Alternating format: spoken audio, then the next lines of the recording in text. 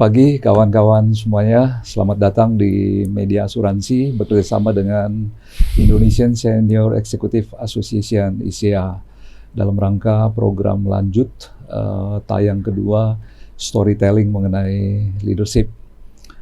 Program yang menurut kami dari ISEA sangat penting untuk kita continuously tayangkan dan sebarkan influence-nya kepada masyarakat, bukan hanya di lingkungan asuransi di Indonesia, tapi juga industri finansial. Aspek leadership menjadi sangat penting karena saat ini apa yang kita alami di dunia finansial adalah lacking of leadership.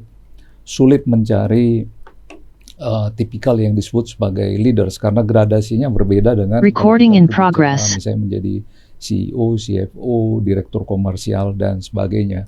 Jadi hari ini kita kedatangan tamu Pak Darwin Nur. Beliau kalau disebut sebagai CEO, beliau sangat bangga.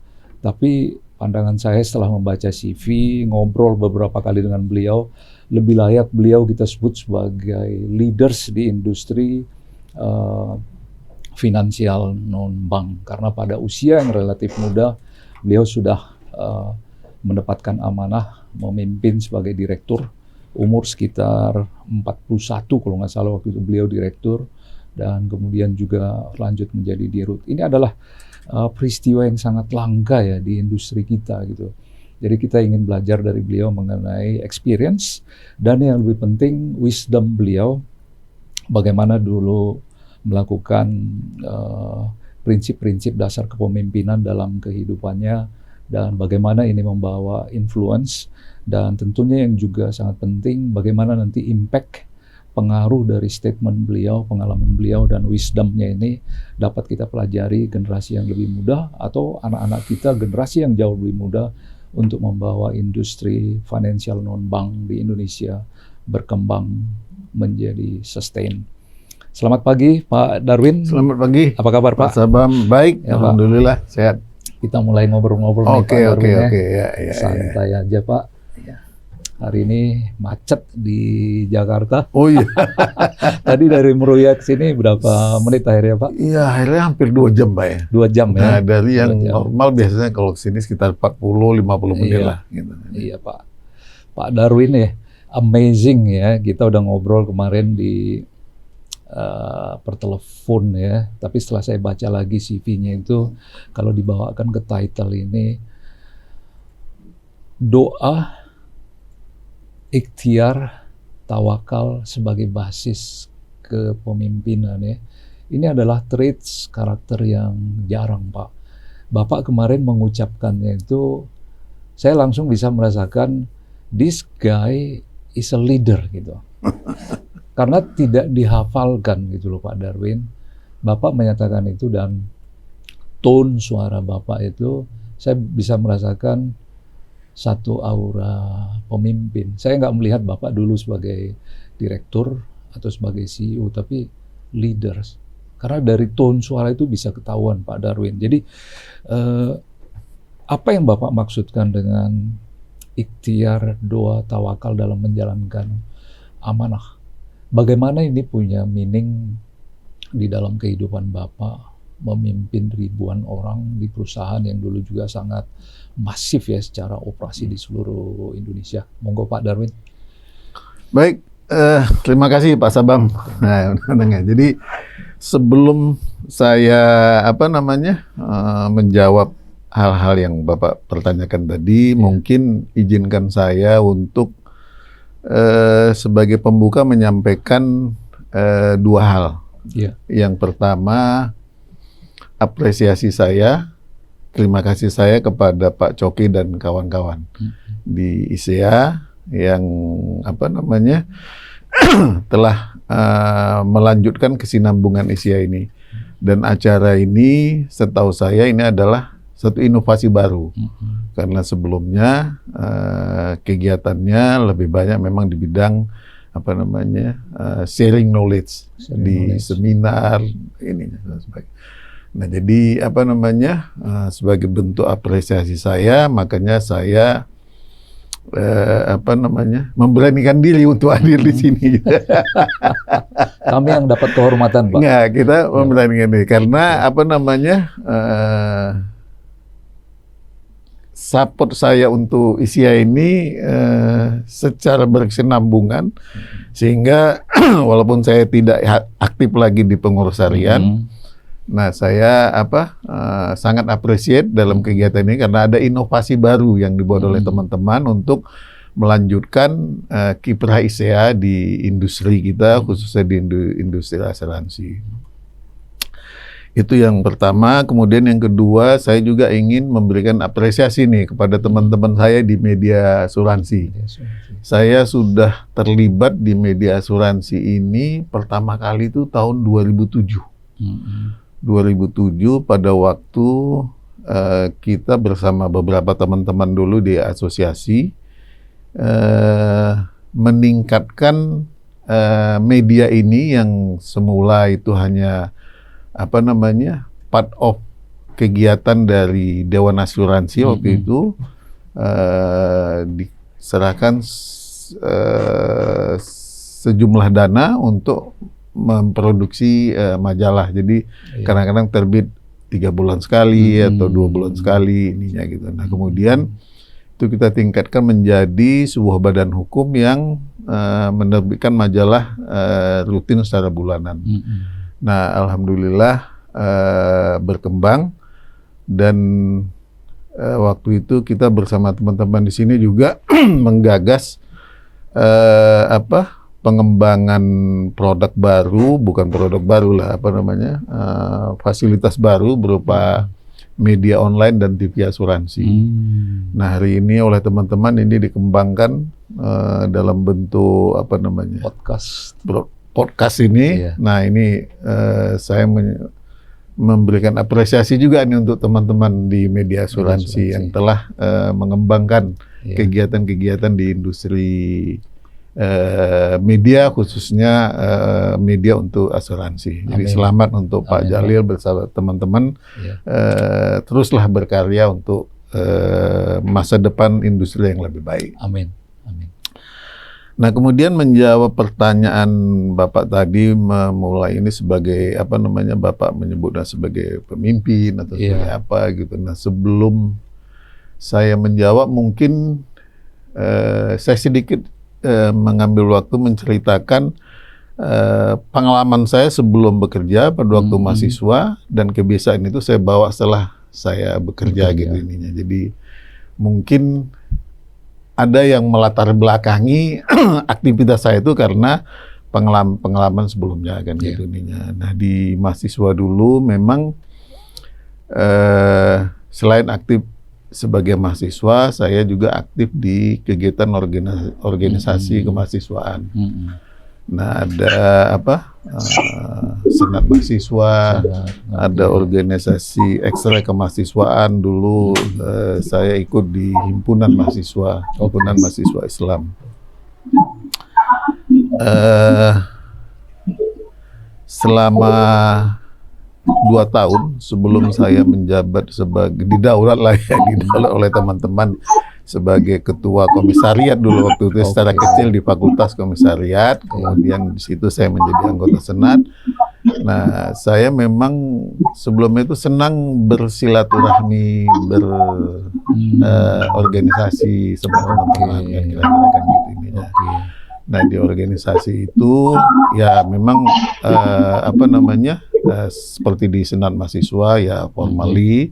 Kemudian di organisasi ekstra itu ya kombinasi antara kegiatan belajar dan kegiatan sosial keagamaan kan kira-kira gitu. Nah, kerja saya itu awalnya itu tukang jemput penceramah.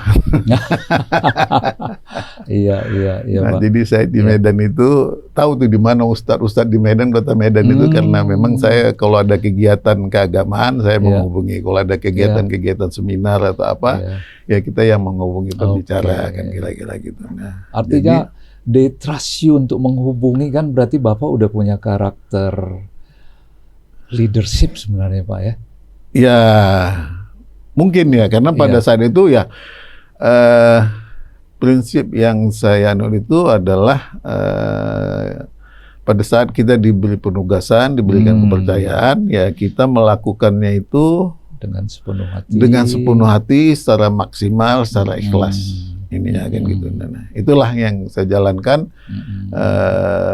pada waktu saya mahasiswa.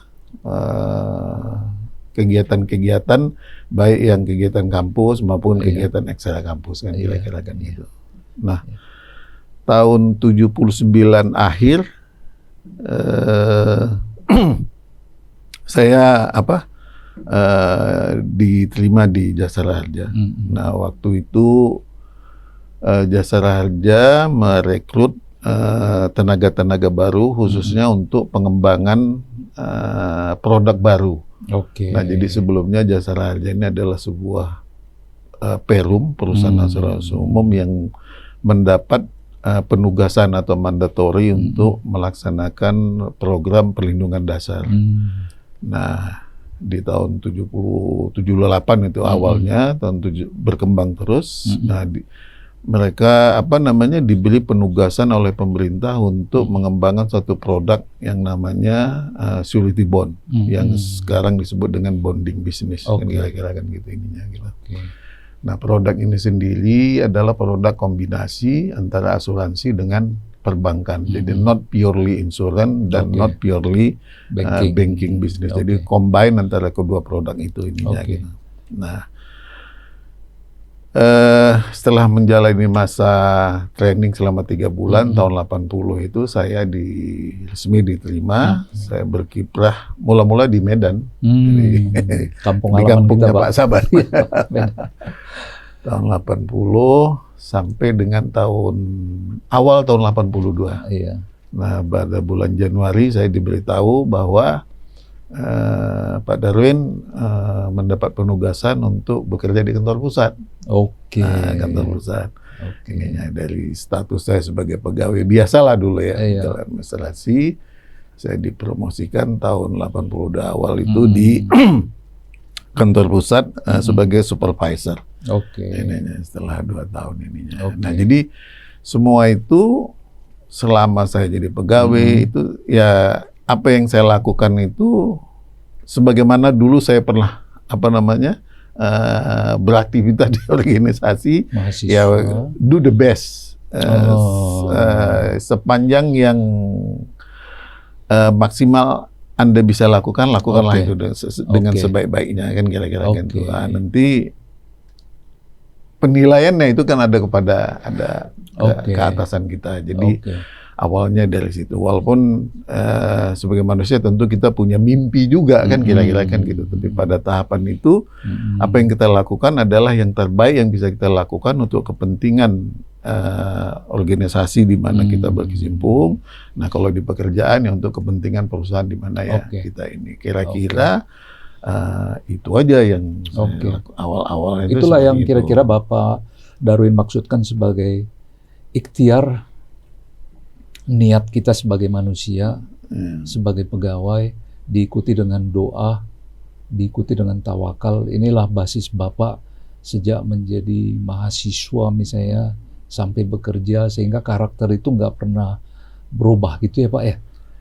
Ya, sebagai makhluk sebagai makhluk beragama, orang yang beragama, kita harus meyakini itu kan kira-kira kan artinya ada given situation yang memang Tuhan berikan untuk kita, tapi Tuhan juga katakan Dia tidak akan merubah status derajat seseorang itu kecuali orang itu yang berusaha untuk melakukan itu kan kira-kira. Nah, jadi ada yang given sifatnya, kita diberikan 24 jam satu hari, diberikan matahari. Nah, kemudian kalau kita menginginkan lebih itu, ya kita seolah disuruhnya do something, berikhtiar lah kan kira-kira kan gitu. Nah, ini yang di sini kan berikhtiar dalam pengertian yang luas, artinya termasuk belajar, bekerja.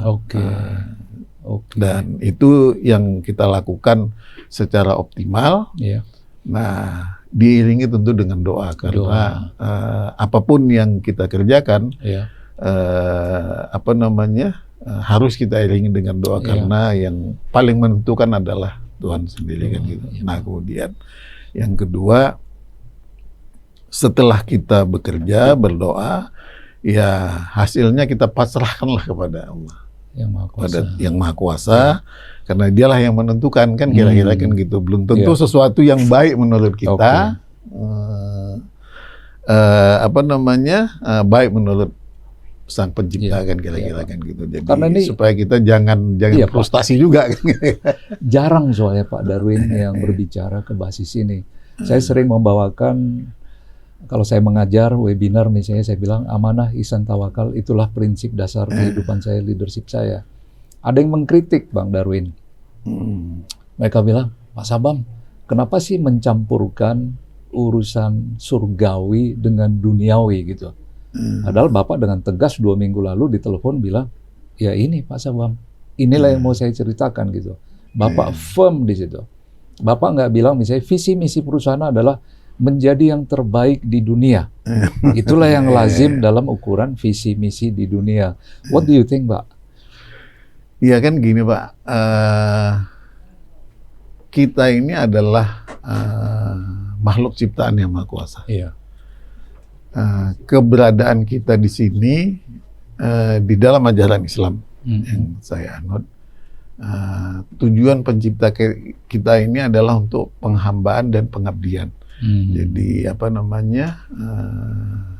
kita diciptakan untuk melayani, mungkin bertakwa ya dalam bahasa kita kan, dan tidak kuciptakan jin dan manusia kecuali untuk bertakwa kepada Tuhan kan kira-kira kan gitu ini. Nah jadi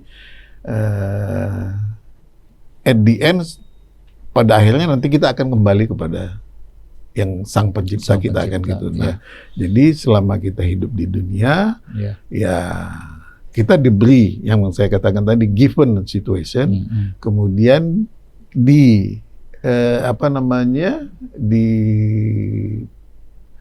diperintahkan atau diberi kesempatan untuk berikhtiar, untuk mendapatkan kehidupan yang lebih baik selama kita nanti di dunia maupun nanti di akhirat nanti. Karena bagaimana kehidupan kita nanti di akhirat itu kan sangat tergantung dengan apa yang kita lakukan di sini kan kira-kira gitu. Nah jadi ya itu aja yang saya jadikan patokan kan kira-kira kan gitu ya. Do the best, kemudian mohon yang terbaik pada Sang Pencipta kan gitu. Nah tentunya di dunia ya, karena dalam konteks misalnya korporasi, apa yang kita lakukan ini ya semuanya kan yang menilai baik tidaknya itu kan adalah atasan kita kan kira-kira kan gitu. Dialah yang menilai. Ya, jadi kalau dia menilai apa yang kita lakukan itu baik, ya tentu dia akan mengatakan baik. Ya bisa dia katakan secara langsung atau mungkin dia memberikan apresiasi kan, kira-kira kan gitu. Nah itu aja yang kita jalani kan kira-kira kan gitu. Karena seberapapun kita menginginkan ke sesuatu, ya kan, ya bisa jadi sebagainya itu berhasil dan bisa jadi tidak kan kira-kira kan gitu ininya. Nah sehingga ya untuk kita tidak putus asa, ya makanya kita harus tawakal bahwa ya semua ketentuan ada di tangan Allah. Tangan Pencipta kita ininya. Nah jadi itu yang melandasi aktivitas saya kan kira-kira gitu. Nah ini menarik Pak, Bapak tadi udah tarik ke arah korporasi ya. Korporasi pemikirannya kan banyak didasari pada perhitungan ekonomi. Penjualan, ongkos yang efisien, menghasilkan laba, menghasilkan cash flow, menghasilkan RBC misalnya, itu rasio kecukupan dana gitu. Jadi di dalam dunia korporasi umumnya skop yang dibicarakan itu jarang yang membawa nilai-nilai seperti amanah, ihsan, tawakal, ikhtiar, doa gitu. Cenderung agak dipisahkan, apalagi korporasi misalnya yang berbasis kalau ada pemegang sahamnya misalnya dari Amerika, mereka bilang you do your job, lakukan sesuai dengan ukuran ini, sesuai dengan KPI. Saya sendiri percaya semuanya akan kembali ke Sang Pencipta. Dimulai dari sana, diakhiri dari sana, sehingga karakter kita pun sebagai leader.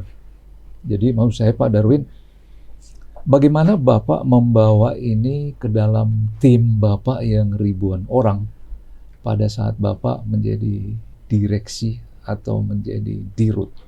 Karena ini menjadi keluar dari diri Bapak. Orang Bapak melihatnya, oh Pak Darwin ya kan, kita merasa ada nyaman nih kalau ngobrol dengan Pak Darwin karena dibawakannya ke arah ikhtiar, doa, message Bapak ke mereka pun berbau ekonomi dalam rangka KPI, tapi eventually Bapak akan tarik itu ke arah fondasi dasar leadership. Jadi bagaimana ini dalam perjalanannya gitu Pak?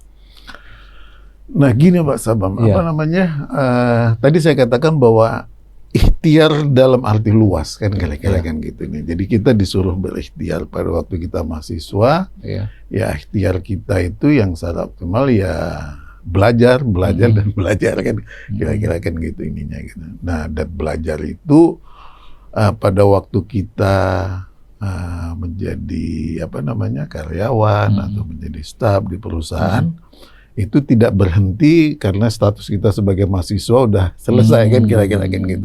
Jadi belajar ini kan sebuah proses yang berkesinambungan sepanjang hayat kita kan kira-kira kan gitu. Nah begitu kita bergabung di satu perusahaan, nah tentu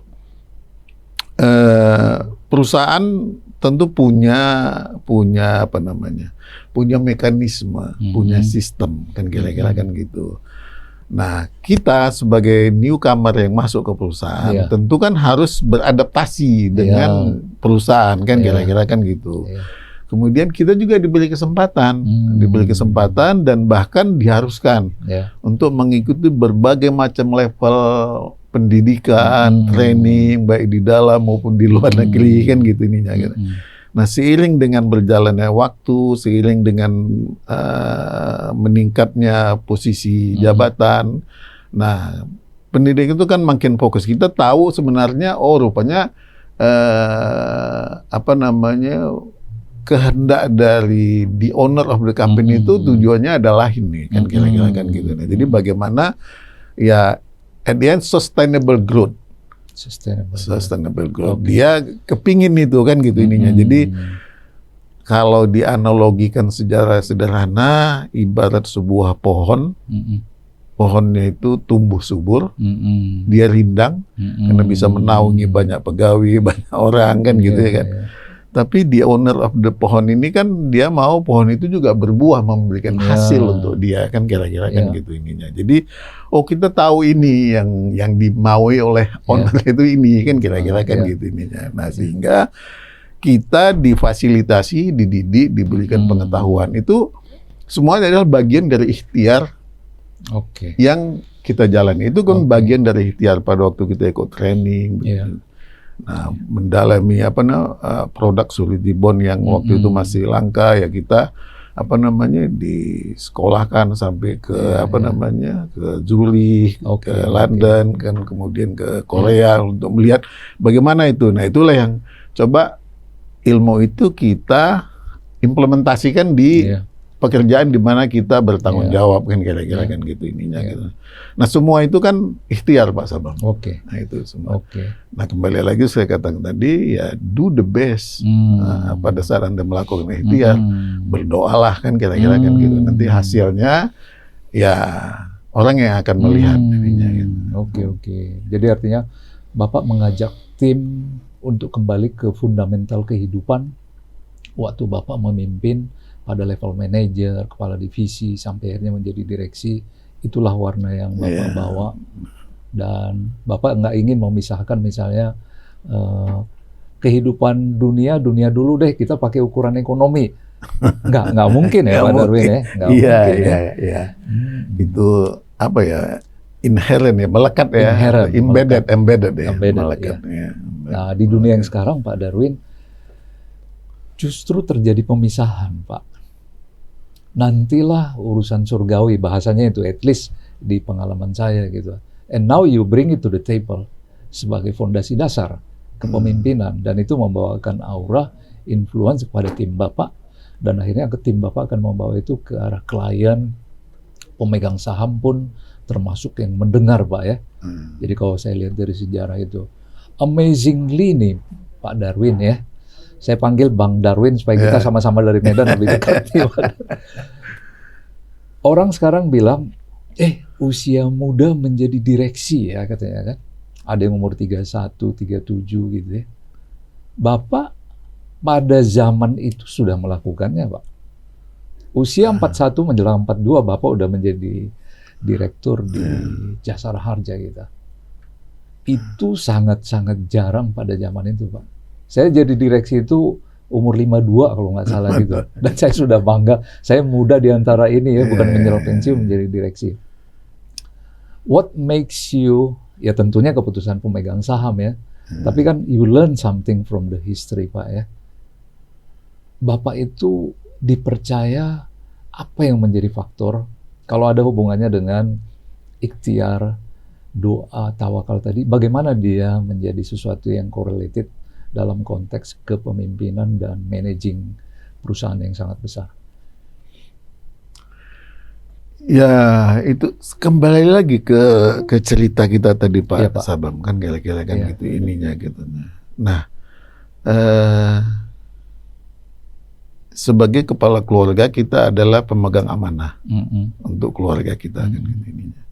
Nah, di perusahaan di mana kita bekerja, kita juga diberikan amanah kan kira-kira kan gitu. Nah, tentu ya kita harus menjaga kepercayaan orang yang memberikan amanah itu.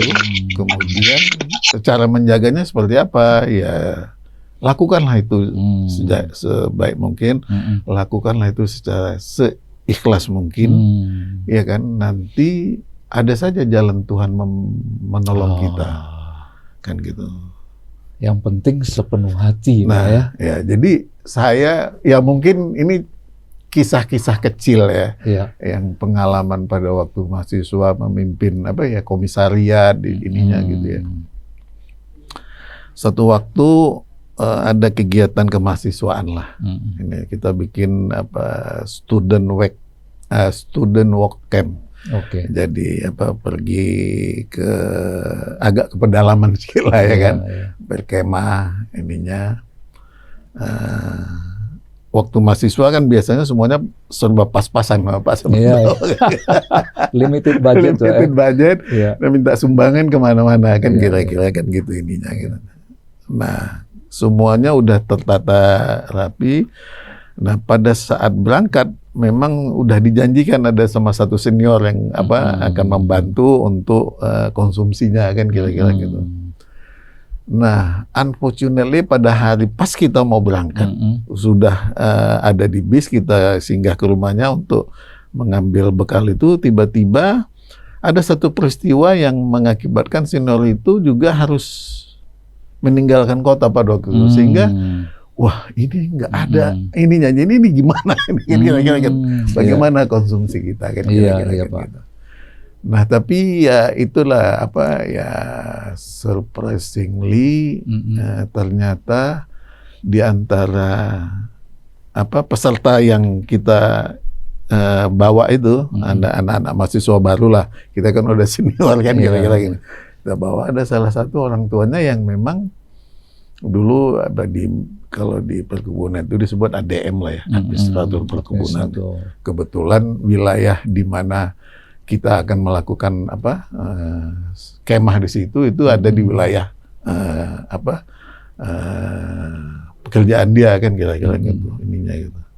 Nah, yang tidak kita rencanakan, tidak kita jadwalkan, ternyata dia menyatakan diri untuk menanggung semua konsumsi yang kita butuhkan kan kira-kira gitu. Nah, jadi dari sini saya mengambil hikmah bahwa kalau kita melakukan itu secara kalkulasi manusia ya. Ini kan sebenarnya udah bencana kan. fail tapi, lah ini ya. ada apa namanya cara lain buat Tuhan untuk membantu kita kan, sehingga itu bisa teratasi. Ada 2 peristiwa yang pada periode kepemimpinan saya itu di komisariat itu, yang saya pikir wah di sini memang Tuhan kalau niatnya itu baik, ikhlas, ada saja jalan dibuat. Amin. Kan kira-kira kan gitu. Nah, kembali seperti yang Bapak tanyakan tadi, kita bekerja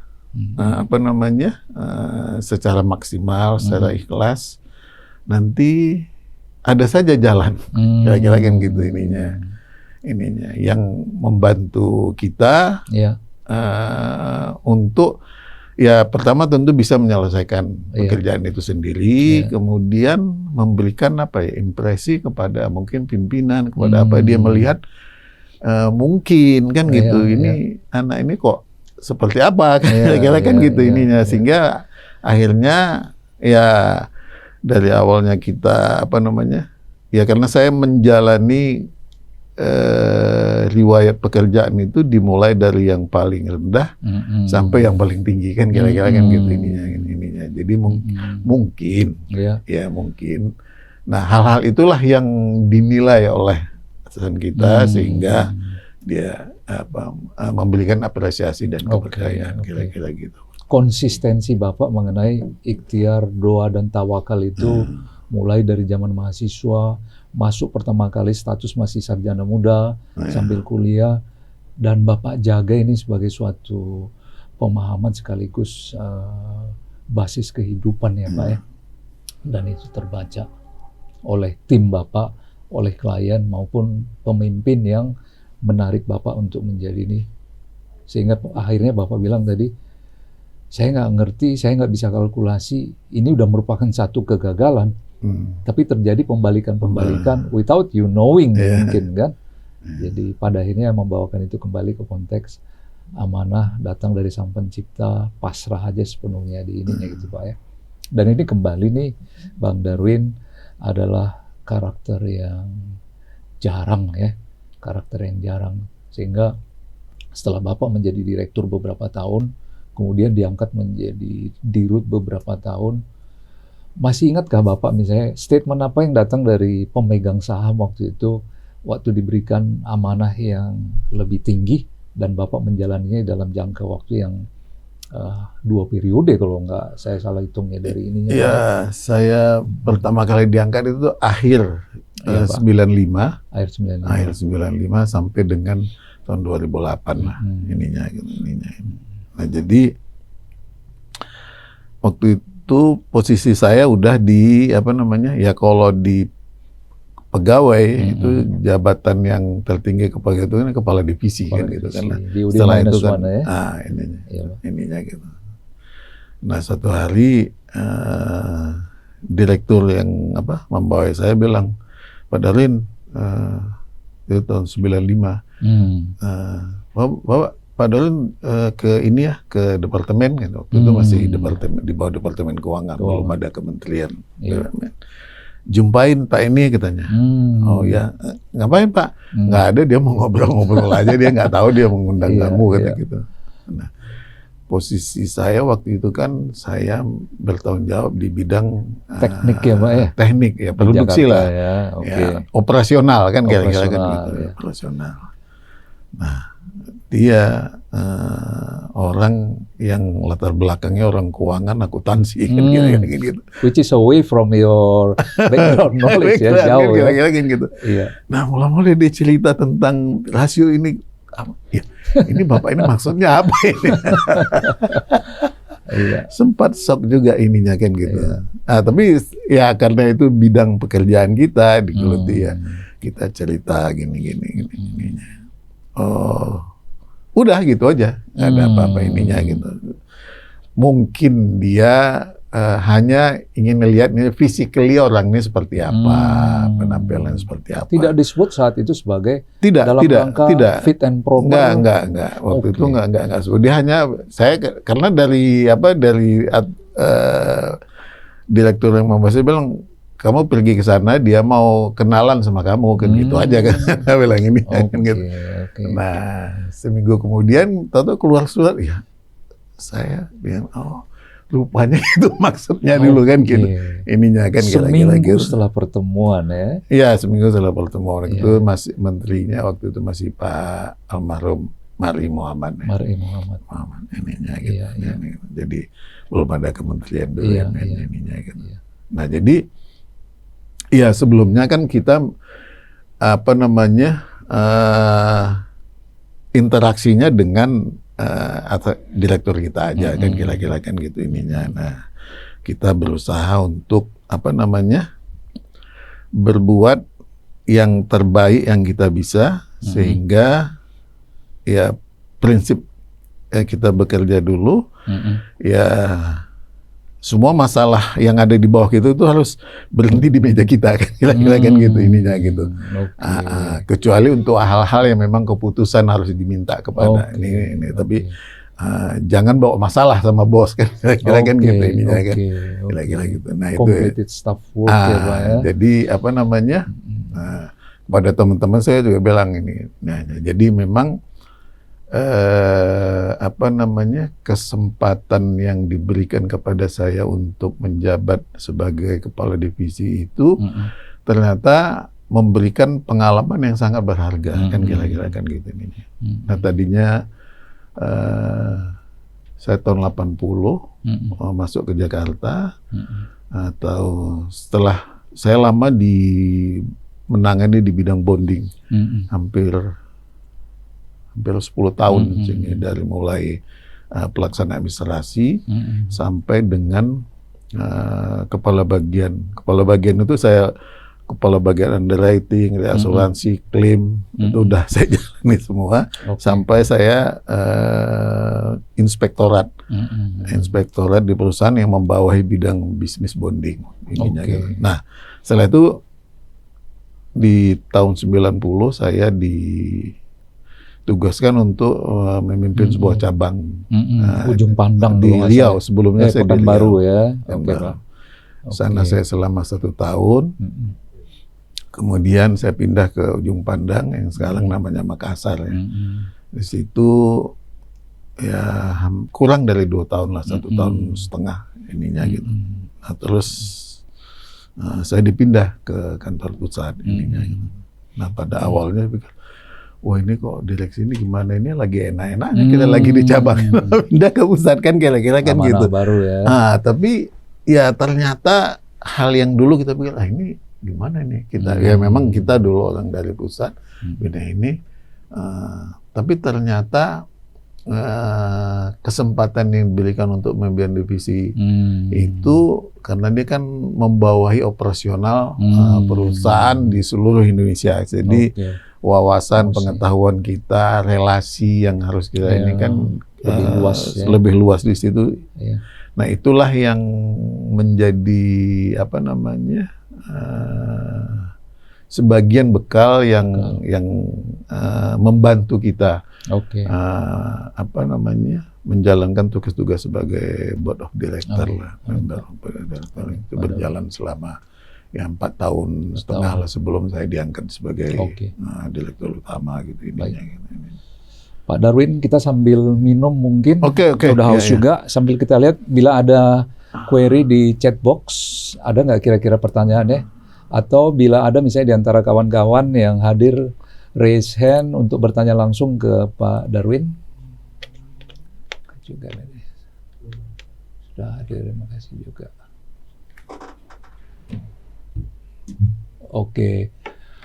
Dari chat box belum ada. Mungkin ada yang mau unmute, mungkin kami persilahkan.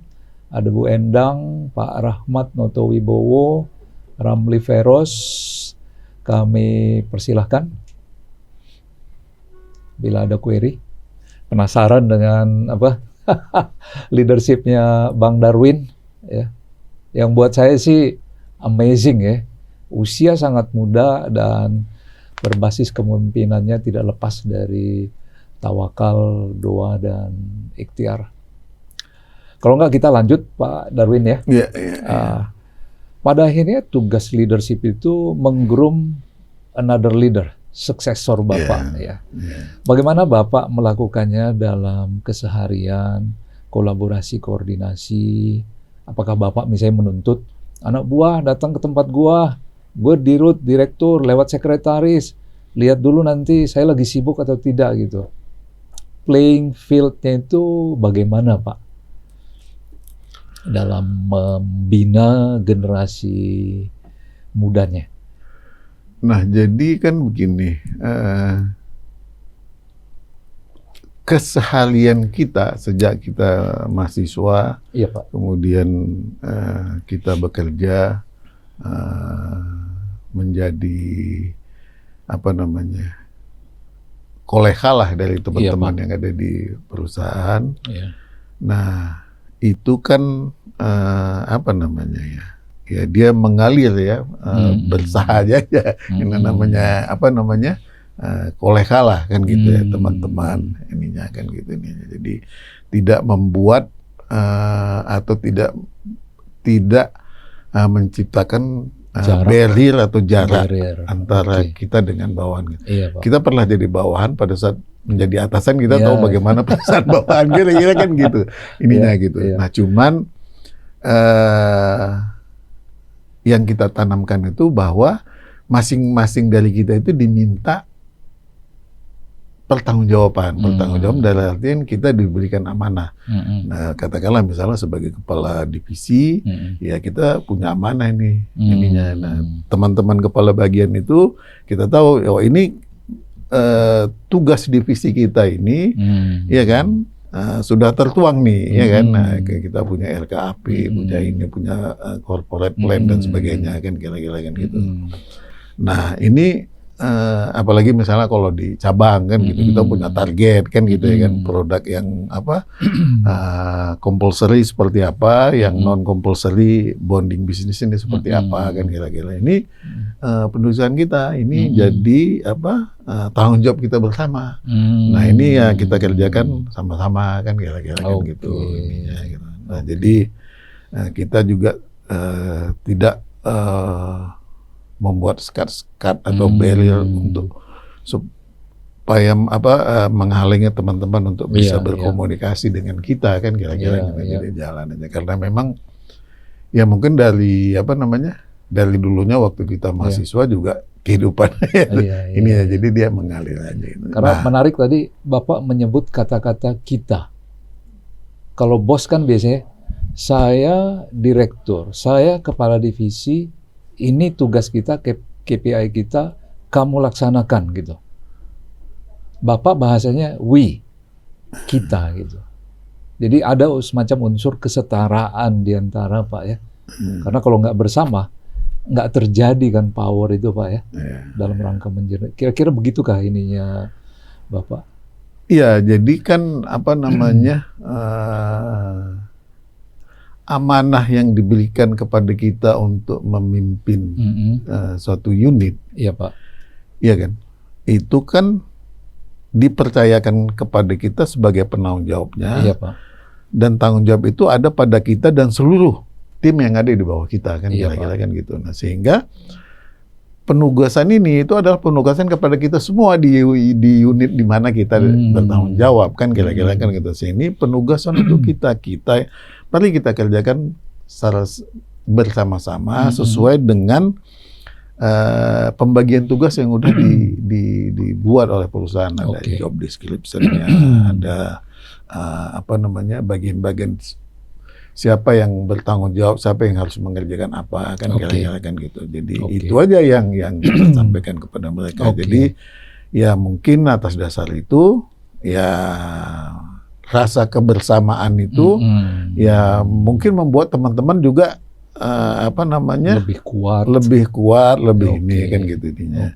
Kita tetap berada di depan bersama-sama mereka untuk mencapai objektif dari apa yang dipercayakan kepada kita. Mereka nggak bisa melakukannya sendiri Termasuk kita juga nggak bisa melakukan sendiri.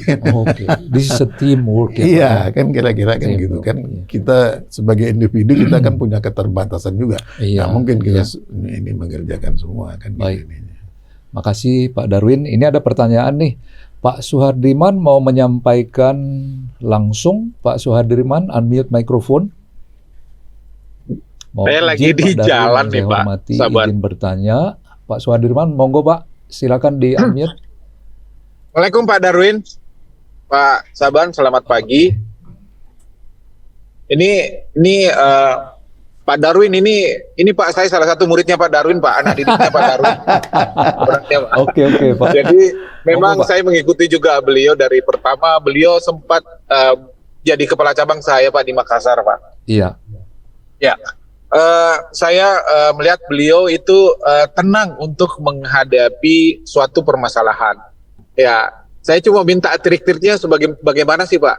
Kalau saat ini kan kebetulan dia membawahi klaim gitu Pak, dan sering sekali terjadi permasalahan yang tidak ketemu nih Pak. Misalnya klaim kontra bank garansi, banknya mengatakan bahwa sudah PKS kita harus bayar. Kemudian prinsipalnya bilang, enggak, saya masih melanjutkan proyek. Kemudian obliginya bilang, enggak, ini udah prestasi gitu. Nah, gimana Pak trik-triknya supaya kita menghadapi tenang untuk mengkomunikasikan di antara beberapa pihak ini, sehingga itu endingnya juga baik gitu Pak. Makasih Pak Darwin, Pak Sabang. Terima kasih Pak Suhardiman. Ini mesti nak dulu teman saya di Makassar. Oke Pak. Ininya gitu. Nah jadi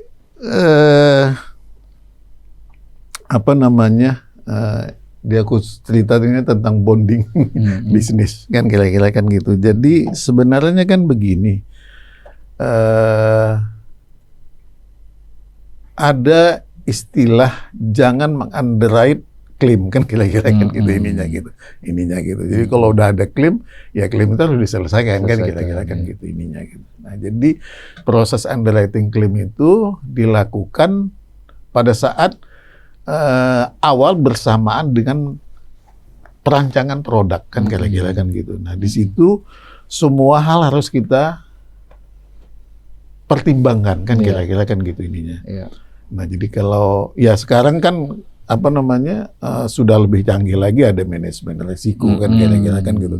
Sejak awal itu sudah harus diidentifikasi kalau kebijakan ini dibuat, ini kemungkinan yang akan timbul nanti kira-kira apa kan kira-kira mitigasinya seperti apa kan kira-kira kan gitu ininya. Nah, kembali ke tadi ini kan katanya back to back garansi. Iya. Ya kan, back to back garansi. Nah, ini agak teknis sedikit. Iya, Pak. Agak teknis sedikit ininya. Nah, bonding bisnis itu awalnya itu kan memang diintrodusir oleh pemerintah pada waktu itu untuk membantu pengusaha ekonomi lemah pada waktu itu ininya kan kira-kira kan gitu. Dan dijadikan sebagai alternatif dari bank garansi. Kan gitu. Jadi pada awalnya either pengusaha itu atau kontraktor atau supplier mengambil bank garansi sebagai pemenuhan kewajiban dia untuk menyediakan jaminan atas pekerjaan yang dia peroleh. Nah, dia bisa mengambil alternatif lain dalam bentuk surety bond. Nah, jadi pada awalnya itu equal antara bank garansi dengan surety bond kan kira-kira kan gitu. Nah, ada kelebihan-kelebihan yang ada pada bank garansi dan demikian juga ada kelebihan dan kekurangan yang ada di surety bond kan kira-kira. Ini dulu dibuat equal, ininya sama kan gitu. Nah, apa yang terjadi sekarang seiring dengan berjalannya waktu kan gitu ininya gitu. Nah, surety bond ini dijadikan back to back garansi kepada bank kan gitu ininya gitu. Jadi dia tidak mengambil lagi surety bond, tapi dia mengambil bank garansi untuk pemenuhan kewajiban ke perbankan, ke obligee atau pemilik proyek kan gitu. Nah, bank yang tadinya dia mengharapkan adanya kontra garansi atau agunan atau setoran jaminan dari nasabahnya, karena mereka tidak memiliki kolateral lagi, tidak memiliki uang lagi untuk jaminan, nah diambilnya lah surety bond. Dan teman-teman di di industri asuransi, ya karena kompetisi yang begitu ketat di kind of business ini, sehingga akhirnya ya mereka selain berlomba-lomba memberikan tarif yang lebih murah, juga memberikan term and condition yang lebih fleksibel, kan kira-kira kan gitu ininya.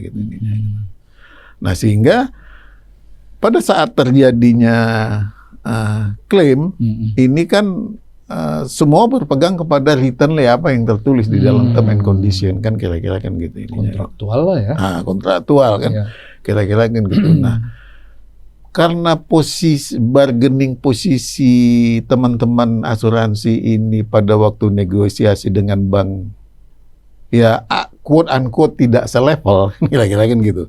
Nah sehingga teman-teman di asuransi cenderung untuk memenuhi aja apa keinginan dari teman-teman di bank yang notabene dia tidak memperhitungkan konsekuensi dari teman kondisi yang dia buat, kan kira-kira kan gitu.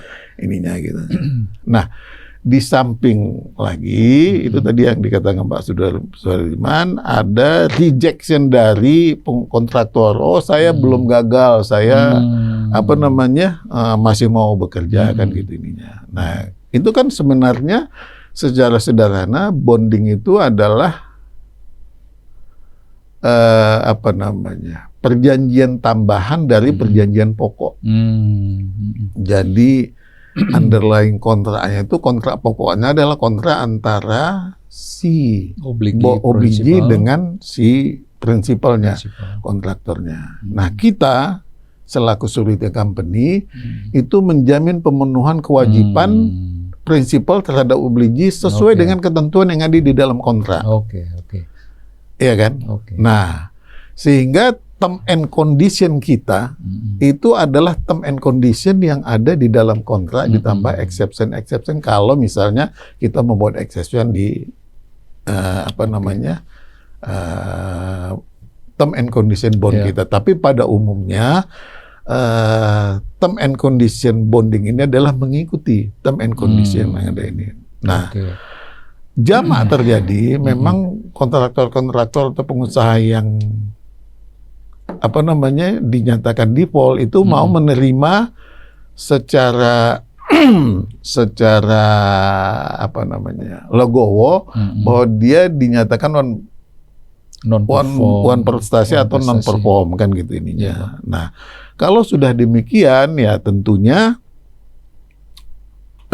toleransi yang bisa dilakukan adalah kalau dia menyatakan bahwa dia tidaklah melakukan non prestasi, dia harus challenge ini ke proses litigasi.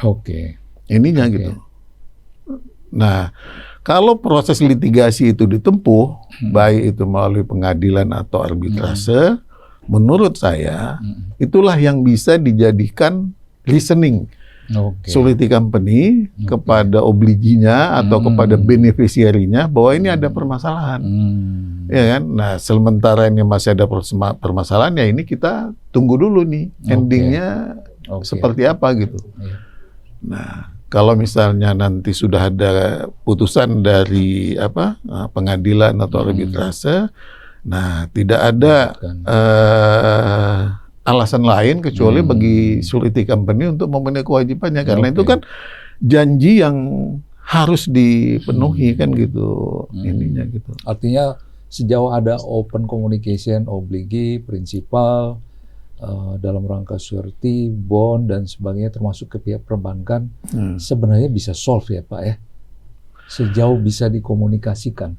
Iya, jadi memang transparansi kedua belah pihak. Ini kan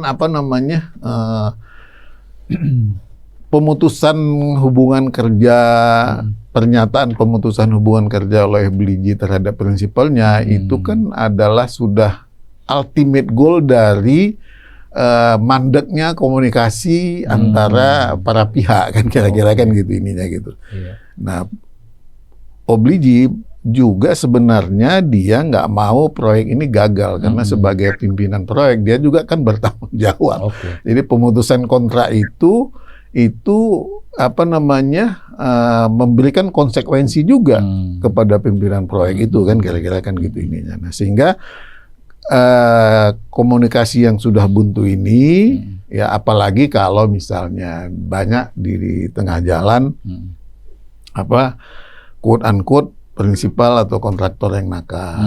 Ya belum lagi ada skenario pengaturan yang at the end ini dia kalkulasi wah ini gua nggak untung lagi nih kan kira-kira kan gitu lah. Dia cari alasan Shortcut. Jadi untuk mengatasi itu semua ya bagi Surety Company tidak ada pilihan lain ya kecuali minta ini kontrak pokoknya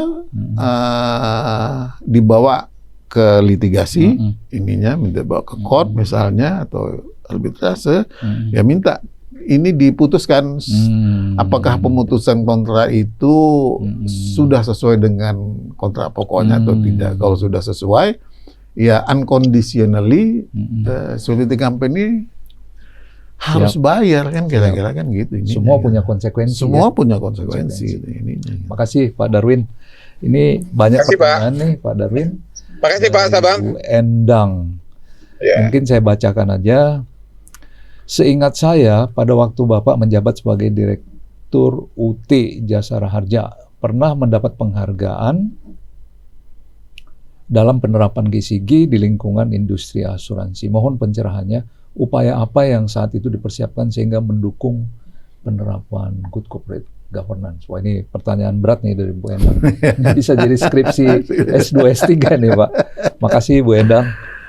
Ya terima kasih Bu Endang ya. Ini apa namanya,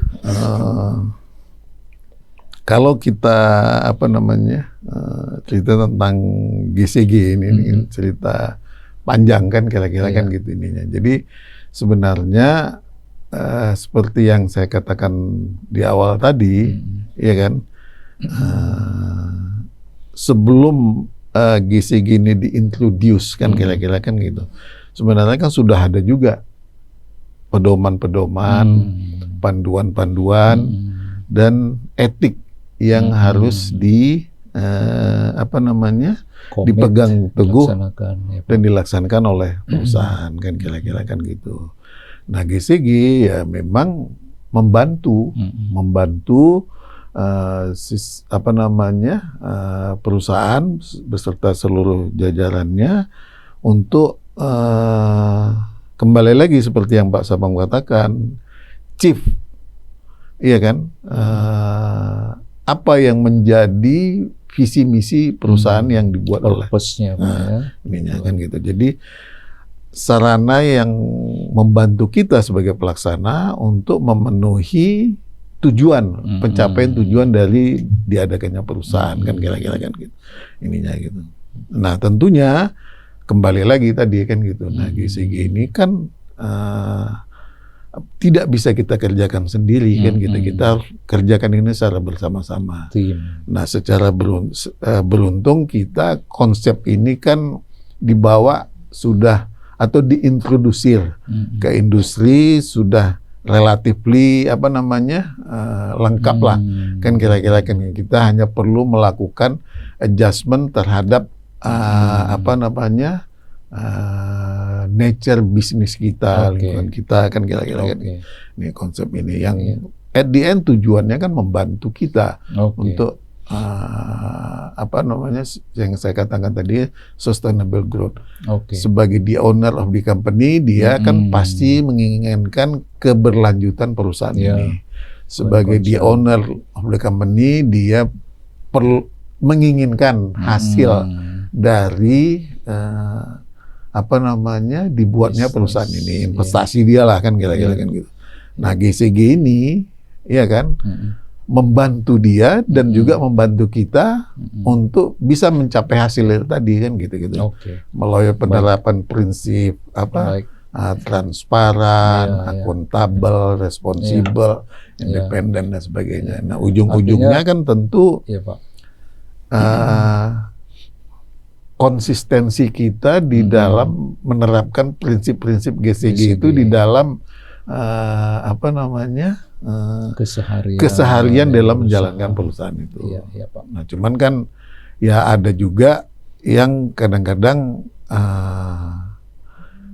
banyak perusahaan yang melengkapi panduan GCG itu sebagai sebuah referensi yang disimpan di perpustakaan perusahaan, kan kira-kira kan gitu ininya. Tidak Tapi merupakan bagian kehidupan. ya, apakah punya? Ya, karena ini diwajibkan oleh regulasi, bikin ya dia bikin, tapi dia nggak dijalankan. Nah, itu kan sebenarnya ya itu yang sangat disayangkan kan kira-kira kan gitu ininya.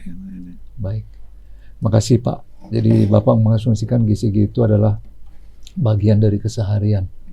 Even sebelum GCG-nya lahir, dia berjudul bahasa Inggris. Sebenarnya prinsip dasarnya sudah ada di company yang Bapak pimpin tadi ya. Cuman dia datang dengan berbagai ketentuan-ketentuan sampingan untuk diinikan. Bapak tinggal melengkapi, sebenarnya sudah ready untuk di-apply ya. Makasih Pak Darwin. Ini satu lagi pertanyaan terakhir dari forum nih Pak. Fadlil Iswahyudi, Direktur Teknik dari Tugure. Silahkan Fadlil, mohon sharing pengalaman katanya Pak Darwin. Baiknya sih Fadlil mengundang aja beliau ini ke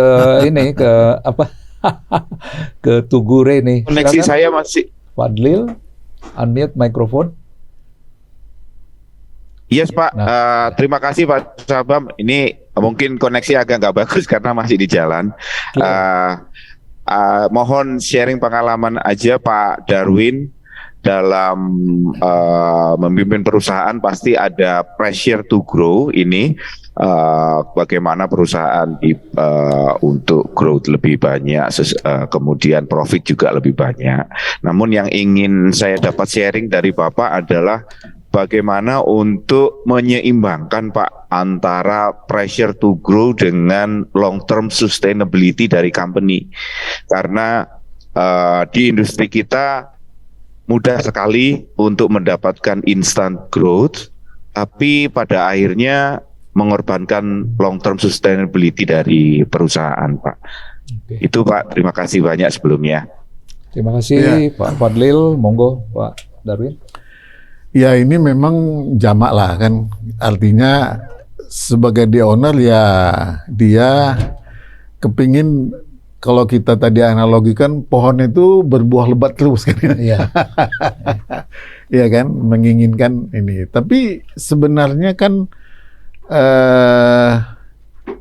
ada mekanisme yang sudah diciptakan, ya kan, untuk kita bisa berkomunikasi dengan pemegang saham kita, apakah melalui wakil-wakilnya yang dia tempatkan di komisaris kan gitu ya, atau mungkin di dalam rapat-rapat rutin, tahunan, atau mungkin rapat insidentil yang diadakan oleh pemegang saham dengan BOD dan atau BOC kan kira-kira gitu. Nah, sebenarnya kalau kita dalam rangka penerapan GCG lagi tadi ini kan ada transparansi, ya kan. Nah, budget tahunan atau budget 5 tahunan, ya kan, yang dibuat oleh manajemen direksi itu kan approve oleh komisaris dan pemegang saham kan gitu.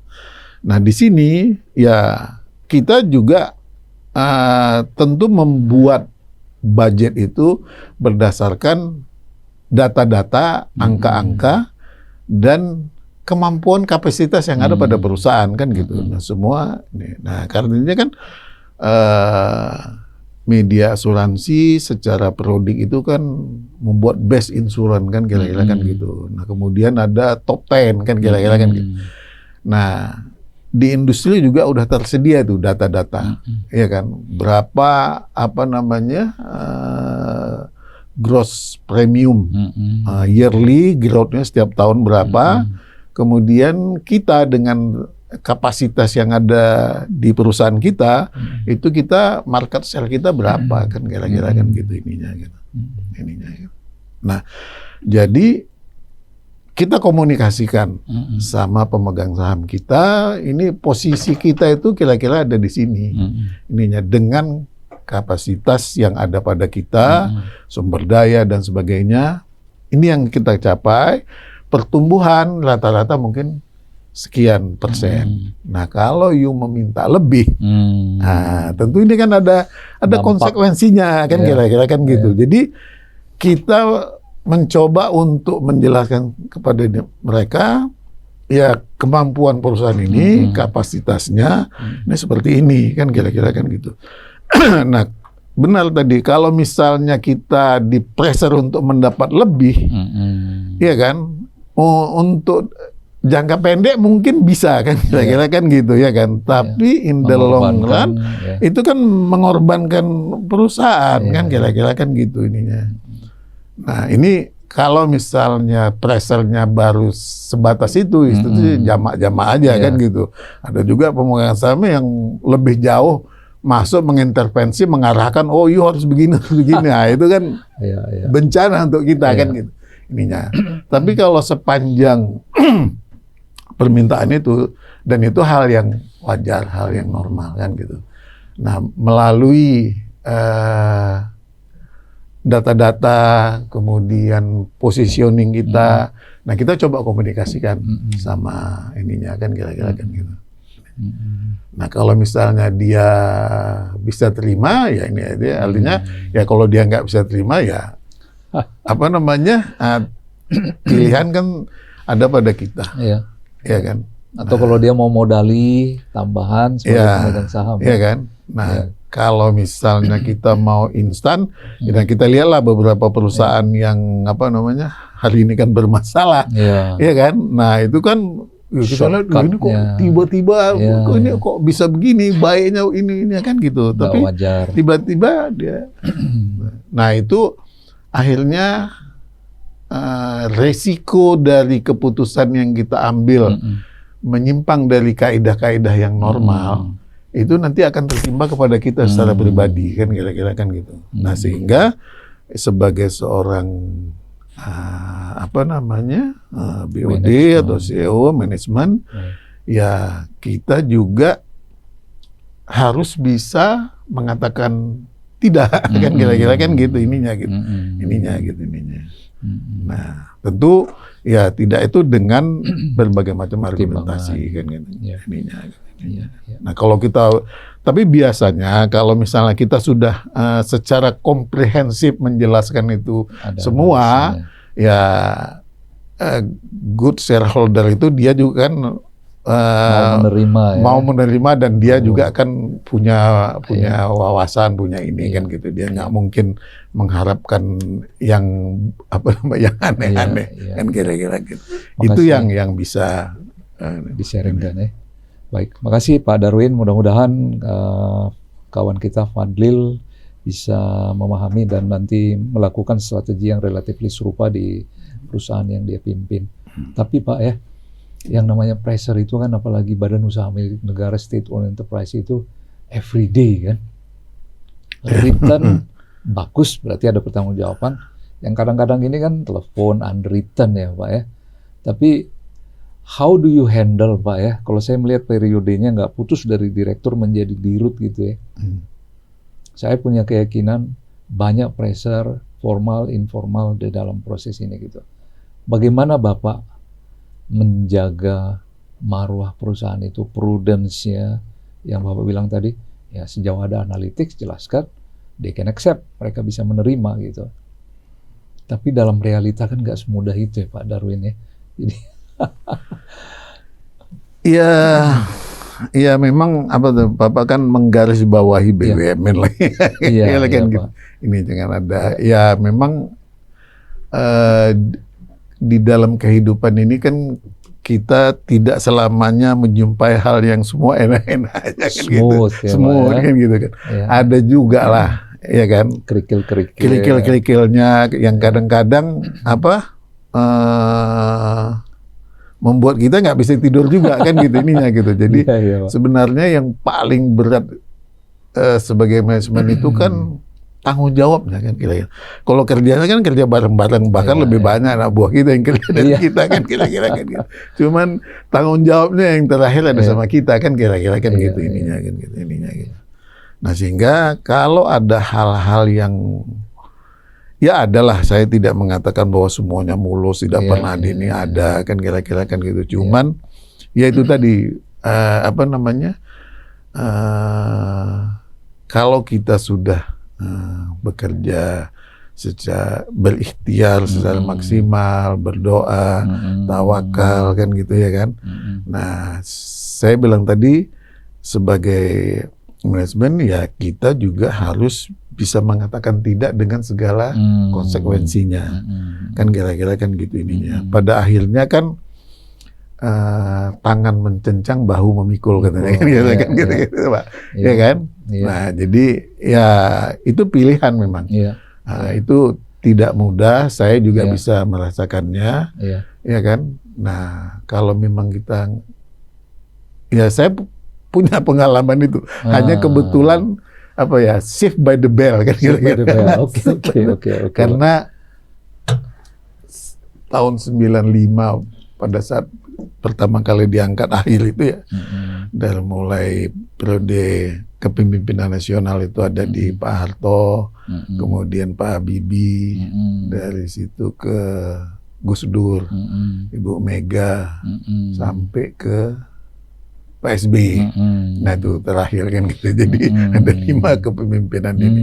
Nah ditambah lagi BUMN itu dulu yang tadinya di bawah Kementerian Keuangan, nah menjadi satu kementerian sendiri BUMN, yang ya kalau di Kementerian Keuangan kalau kita lihat sejarahnya itu kan pada umumnya adalah orang-orang profesional, semua orang ahli kan gitu, bukan orang partai kan kira-kira kan gitu. Nah, Kementerian BUMN ini memang orang ahli juga, tapi ada juga lah sedikit ininya kan gitu. Jadi dan seiring berjalannya waktu, ya karena kepala negara itu adalah merupakan hasil produk politik kan gitu ya kan. Nah, ujung-ujungnya kan ada sampai juga ke bawahnya kan kira-kira kan gitu ininya gitu. Ada juga itu yang dinamika itu yang kadang-kadang warnanya sampai juga ke kita kan kira-kira kan gitu ininya. Nah, kembali lagi ke itu tadi ya, kita harus berpegang teguh dengan prinsip dan keyakinan yang kita yakini, ya untuk sekali-kali kita harus berani mengatakan tidak dengan segala konsekuensinya. Hanya tentu cara mengkomunikasikan tidaknya inilah yang memang perlu seni, ada etikanya kan kira-kira kan gitu. Karena kan kita nggak mungkin bluntly mengatakan itu ya. Ini the way how to say ininya, nah di situ perlu kan kira-kira kan gitu ininya. Karena Bapak tadi menekankan ya, saya udah hitung 4 kali, ability to say no. Salah satu ujian terberat pemimpin itu mengatakan itu, Pak. Kalau ke bawah, kita udah tahu kita punya authority, and your team will listen ya kan. Tapi kalau ke atas nih Pak, komisaris, strateginya gimana Pak? Vocab Bapak apa dalam menyampaikan, apakah izin, maaf, ya kan, menyatakan tidak itu, akhirnya mereka bisa, oh ya benar juga yang dibilang Pak Darwin ya gitu, legowo menerima gitu. Yaitu bagaimana susah dikatakan, diucapkan, tapi ini kan gitu. Seni bagaimana mengatakan tidak kan gitu ininya. Pak Sabam punya cara untuk mengatakan tidak itu dengan oh ya kalau misalnya ini kan orang Medan, apalagi orang Tapanuli kan gitu ya kan. Succinct to the point. Succinct to the point kan Banyak gitu. yang tersinggung, Pak. Banyak yang tersinggung kan. Nah kita ya mungkin dengan cara kita lah kan gitu ininya. Itu ya ujung-ujungnya kan tidak. Kan kira-kira kan gitu, ujung-ujungnya tidak. Ininya, gitu. Baik. Makasih Pak Darwin. Bapak juga terlibat Pak ya di Education and Social Religious Activity. Bapak pembina di Yayasan Hanifah Alif Darwin. Kenapa ini penting Pak ya? Saya melihatnya sebagai sesuatu melihat ke bawah ya kan. Ingat bahwa kita ini orang yang sudah diberikan rahmat karunia. Jangan lupa melihat orang-orang yang kurang beruntung. Apakah kira-kira di situ angle-nya Pak? Dan bagaimana ini punya meaning terhadap leadership Bapak sekaligus menggroom future leaders kita? Nah ini ada ceritanya sendiri nih Mas Abang. Iya Pak. Ini ada ceritanya sendiri. Apa namanya? Istri saya itu kan adik kelas. Adik kelas saya dulu di fakultas, di kampus. Oh jadi oke. Kampus kan gitu. Iya Pak. Nah apa namanya? Aktivitas harian dia itu setelah pulang dari kampus, dia pulang, dia ngajar. Ada dulu apa namanya? Dia karena dia di kampung ya ininya.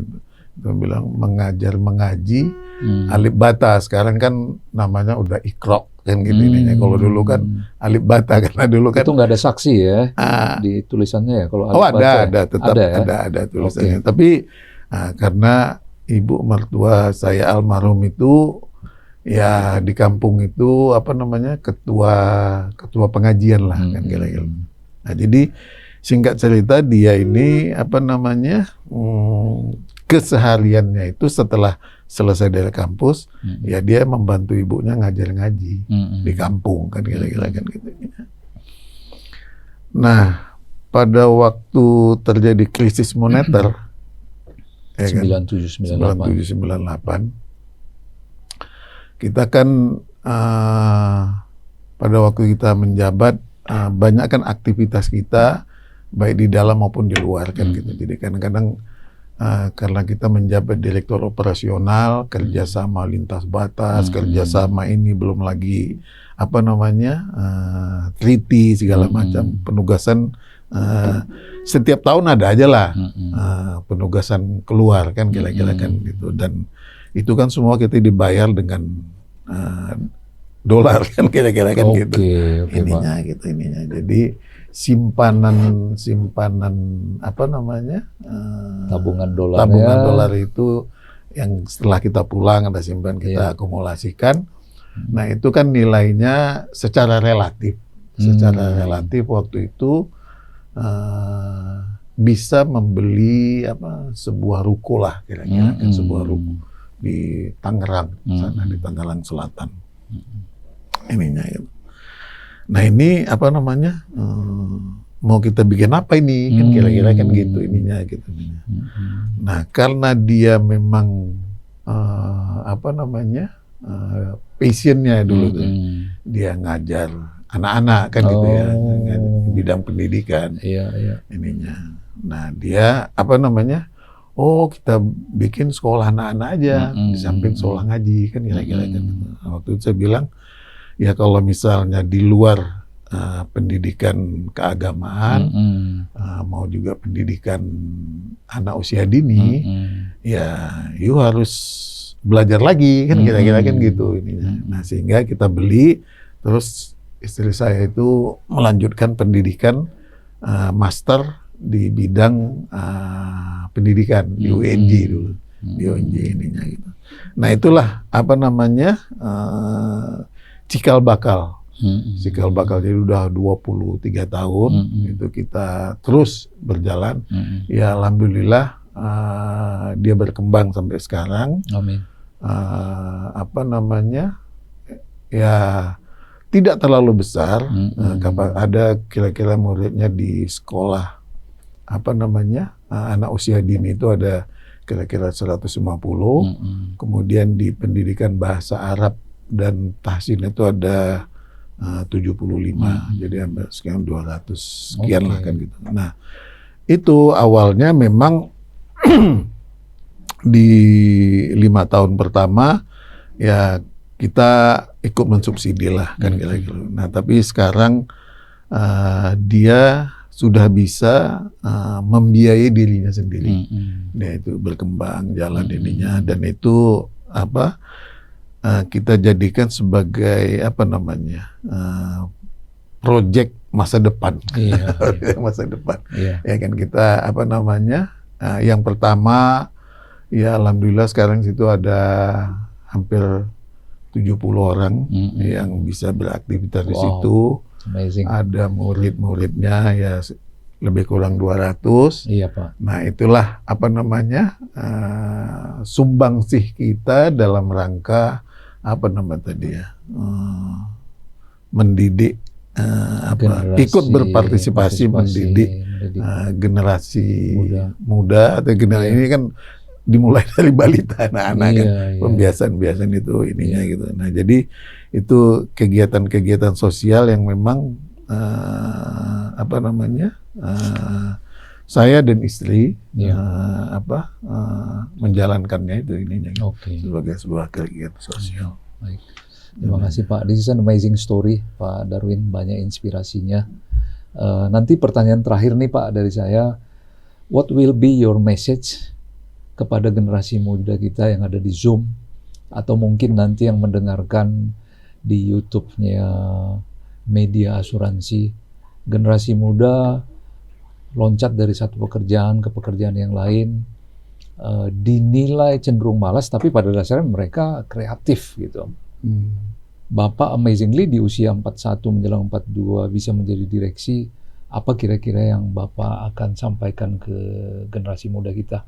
Karena Bapak yang ikut membangun media asuransi, TV asuransi pada zamannya, sekarang berkembang, dia udah bikin podcast. Jadi apa dulu yang Bapak canangkan sebagai satu legasi, ternyata sekarang terjadi gitu Pak. Nah sebelum itu Pak Darwin, sambil Bapak minum mungkin bertanya, bila ada ke audiens kita, ada sekitar 42 yang masih ingin unmute mikrofon, kami persilahkan. Pertanyaan atau komen ke Pak Darwin, kami persilahkan.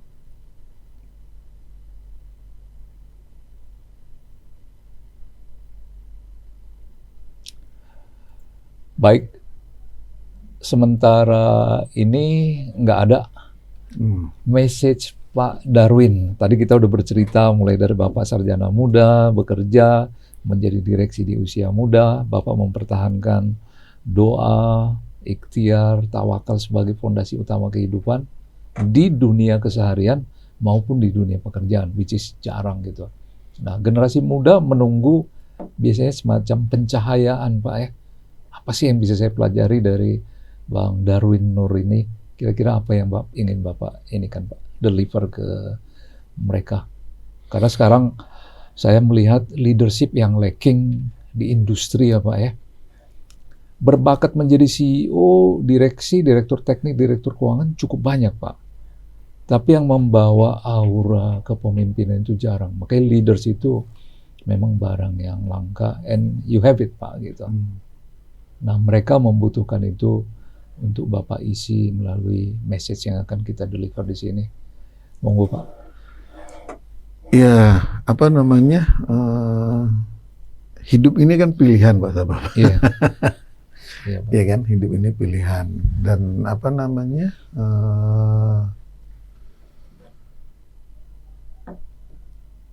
latar belakang kehidupan kita, latar belakang apa yang menjadi keyakinan dalam menjalani kehidupan ini, itu kan akan berpengaruh terhadap cara kita mengisi perjalanan kehidupan kita ini kan kira-kira kan gitu.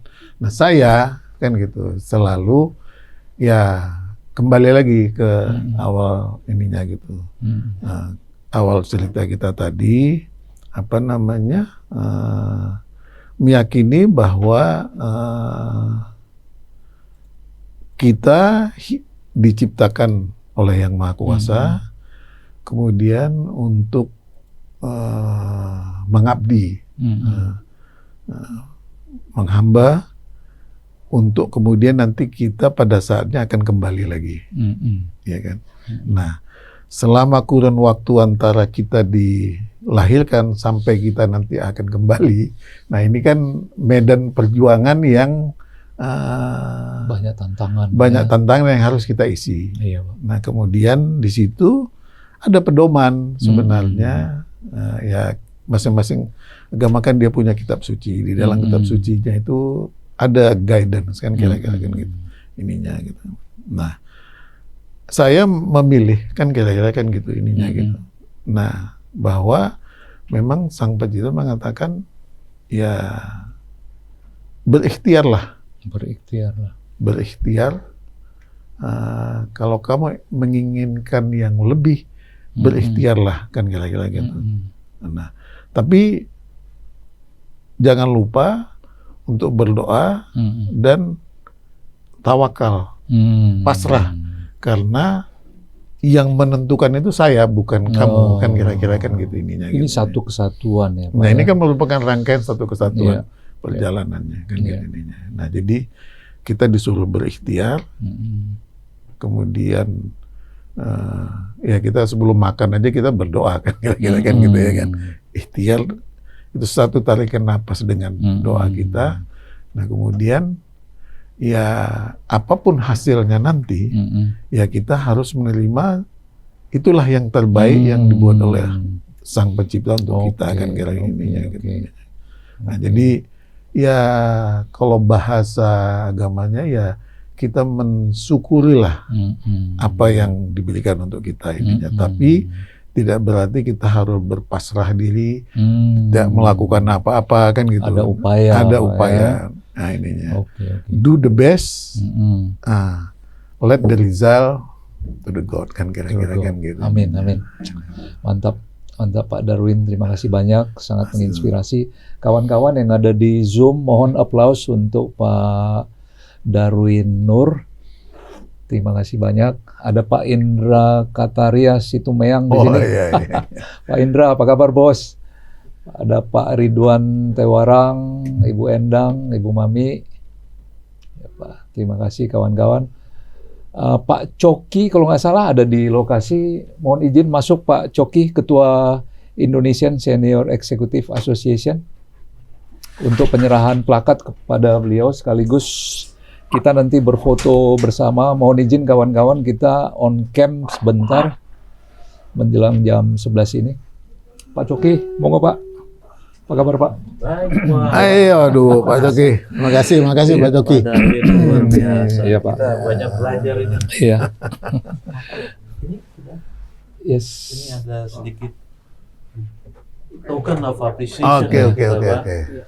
Untuk Pak Darwin atau Tumbang sih. Iya. Apa? Wisdom dan hikmatnya. Iya. Iya, ini sudah. Oke. Terima kasih Pak Darwin sekali lagi, Pak.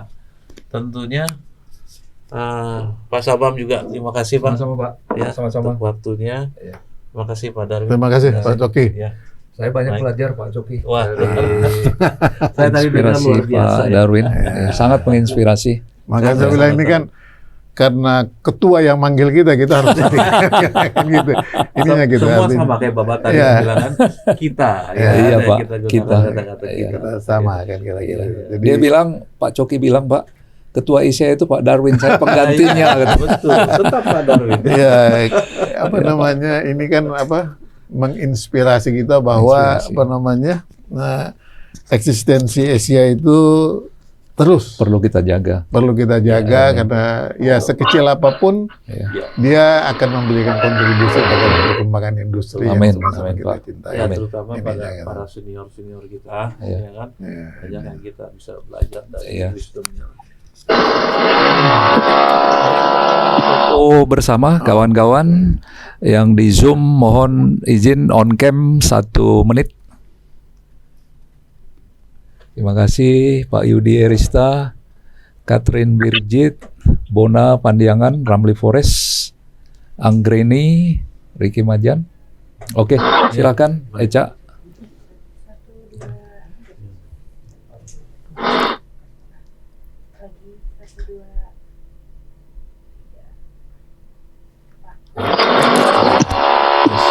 Terima kasih semuanya kawan-kawan yang hadir di Zoom pagi hari ini. Salam sukses untuk kita semua. Salam sehat dan sejahtera. Makasih banyak Pak. Oke, Pak. kasih. Abang, terima kasih. Pak Coki. Pak Darwin, luar biasa ini.